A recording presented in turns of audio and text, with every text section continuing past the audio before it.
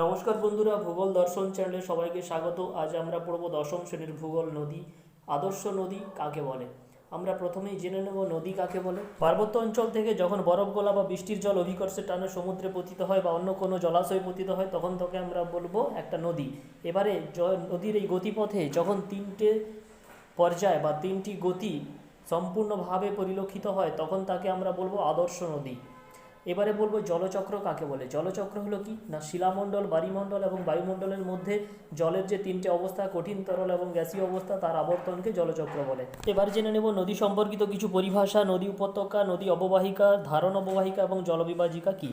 নদী উপত্যকা হলো উৎস থেকে মোহনা পর্যন্ত নদীর গতিপথের যে দুপাশের যে উচ্চভূমি, তার মাঝের যে সংকীর্ণ এবং নিম্নভূমি, সেটাকেই আমরা বলবো নদীর উপত্যকা। আর অববাহিকা কোনটা না, নদী তার উপনদী, শাখা নদী, প্রশাখা নদী, এই সমস্ত মিলিত অঞ্চলে টোটাল যে অঞ্চলটা কভার করে থাকে, ওটাকেই আমরা বলবো নদী অববাহিকা। যেমন হচ্ছে আমাজন অববাহিকা পৃথিবীতে সবচেয়ে বৃহত্তম।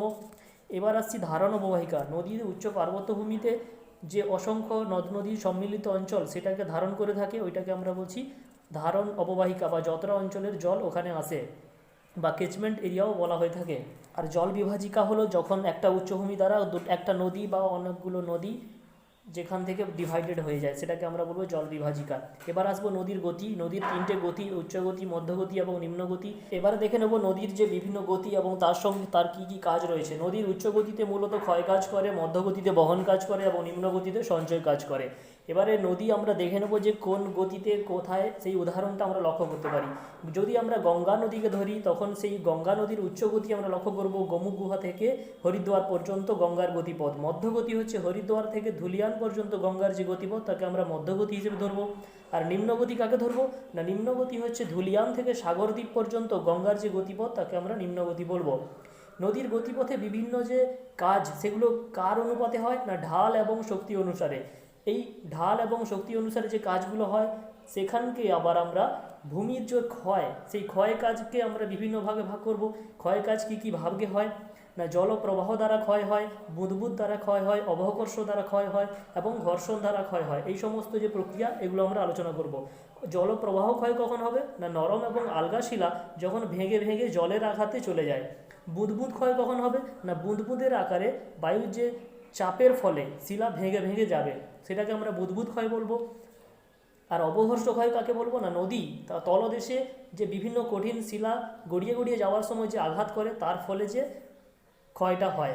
ঘর্ষণ ক্ষয় কোনগুলো, যখন নুড়ি পাথর পরস্পর সংঘর্ষে লিপ্ত হবে, তখন তাদের মধ্যে ঘর্ষণ হবে এবং নদী পাড় এবং নদীর যে গহ্বর, সেটা ক্ষয় হবে। দ্রবণ হচ্ছে কি না, দ্রবণ ক্ষয় না, জিপসাম, ডলোমাইট, এই সমস্ত খনিজগুলো রাসায়নিক প্রক্রিয়ায় ক্ষয় হয়ে থাকে।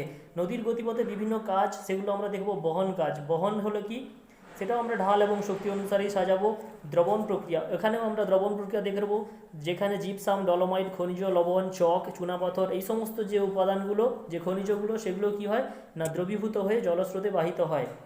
এরপরে আমরা আসবো যে ভাসমান প্রক্রিয়া। ভাসমান প্রক্রিয়া কি না, সূক্ষ্ম বালিকণা যেগুলো হালকা, সেগুলো উপরে উপরে থাকে এবং তার মাধ্যমে ক্ষয় হয়ে থাকে। লম্ফদান প্রক্রিয়া, নদীগর্ভের বড় উপাদানগুলি লাফিয়ে লাফিয়ে যাওয়ার ফলে যে ক্ষয়টা হয়ে থাকে। আকর্ষণ প্রক্রিয়া কি না, অভিকর্ষের টানে কিছু কিছু উপাদান যেগুলো নিচের দিকে নেমে যায়, সেটাকে বলে অভিকর্ষ টানের ফলে ক্ষয়। এরপরে আমরা দেখব সঞ্চয় কার্যের, যেটা মধ্য এবং নিম্ন গতিতে নুড়ি, বালি প্রভৃতি জমা হয়ে তৈরি হয়। এই যে সঞ্চয় কাজ, এটার নিয়ন্ত্রকগুলো কি কি না, নদী যখন জলের পরিমাণ হ্রাস পাবে, ভূমির ঢাল যখন হ্রাস পাবে, নদীতে বোঝার পরিমাণ যখন তুলনামূলক বেড়ে যাবে, বা নদীর যে বহন ক্ষমতা সেটা যখন হ্রাস পেয়ে যাবে, এই সমস্ত উপাদানগুলো নদীর সঞ্চয় কাজকে নিয়ন্ত্রণ করে। তারপরে আমরা যদি দেখি কোনো যে হ্রদের মধ্যে দিয়ে যদি নদী প্রভাবিত হয়, তখন কি হবে না, তখন সেখানে সঞ্চয় কাজটা বেশি পরিমাণে লক্ষ্য করা যাবে। এই সমস্ত উপাদানগুলো নদীর সঞ্চয় কাজকে ত্বরান্বিত করে বা সঞ্চয় কাজকে এগিয়ে দিতে সাহায্য করে। তাহলে আমরা আজকে যে বিষয় পড়লাম, তাতে আমরা শিখলাম কি কি না, আদর্শ নদী কাকে বলে, জলচক্র কাকে বলে, নদীর উপত্যকা কি, অববাহিকা কি, জল বিভাজিকা কাকে বলে, নদীর যে ধারণ অববাহিকা সেটা আবার কি, নদীর বিভিন্ন যে গতিসমূহ সেগুলো নিয়ে পড়লাম। এরপরে পড়লাম যে কি না, নদীর বিভিন্ন গতিতে কি কি কাজ কখন কখন হয়, সেই সমস্ত জিনিসগুলো আমরা পড়লাম। এরপরে পড়লাম কি না, ঢাল এবং শক্তি অনুযায়ী নদীর কাজ কি, নদীর যে পর্যায়ভিত্তিক কাজ সেগুলো নিয়ে আলোচনা করলাম। এরপরে আমরা কি পড়বো না, নদীর যে বিভিন্ন গতিপথে তার যে গঠিত ভূমিরূপ সেইগুলো আমরা সব পড়বো। পরবর্তী ভিডিওতে আমরা এই সমস্তগুলো দেব। যদি পরবর্তী যে ভিডিও সেটা পেতে আপনারা অবশ্যই চ্যানেলটিকে সাবস্ক্রাইব করবেন এবং আমাদের যে ইনস্টাগ্রাম চ্যানেল রয়েছে সেটাতেও জয়েন করতে পারেন পরবর্তী PDF বা অন্যান্য কিছু পাওয়ার জন্য। Thank you.